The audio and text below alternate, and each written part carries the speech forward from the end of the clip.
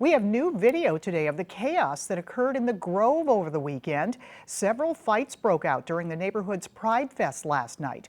This surveillance video shows people running. Right now, police are updating the media on that violence. You can watch that news conference as it happens right now on 5+. 5 on your side, Sydney Stallworth has details of what happened over the past 2 days.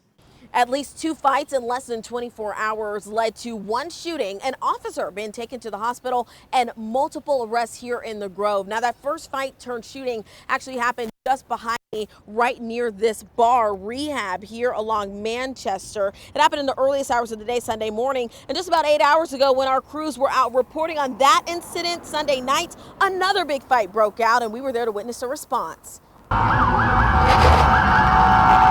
This is video our reporter Annie Crawl took when she heard the fight happening around 10 p.m. last night. You can see police rushing to the scene. Turns out some of those officers faced physical violence during that fight. St. Louis Police Department tell our newsroom one officer was injured after being pushed back and hitting his head. The officer was taken to the hospital with non-life-threatening injuries. We're also hearing from the department another officer was shot at with fireworks, and a third officer had someone jump on their back who was allegedly armed at the time. Neither one of those officers were hurt.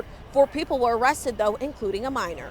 Less than 20 hours before that, a different fight ending in a shootout. Around 1:30 a.m. Sunday, St. Louis Metro Police tells us there was a fight near Manchester Avenue and Sarah Street next to Rehab Bar. Witnesses say a 34-year-old woman shot another woman in the leg. Then a 22-year-old woman fired back in retaliation, shooting the 34-year-old in the back. The younger woman tried to run away, we're told, but was arrested. Both women were taken to the hospital, and St. Louis police say they did recover 2 guns at the scene. We talked to one Pride goer and the owner of Rehab Bar to get their reactions to the violence. It's interesting that a shooting happened the same weekend that the street was not closed down, and that is not normal during Pride weekend, so it is frustrating. So it's very costly, and you have to have insurance, and you have to, somebody has to take that insurance on their own to shut the streets down. Now, our newsroom did learn St. Louis police did speak with stakeholders here in the Grove before the PrideFest celebrations to talk about safety. We checked back in with St. Louis police after that last fight Sunday night around 10.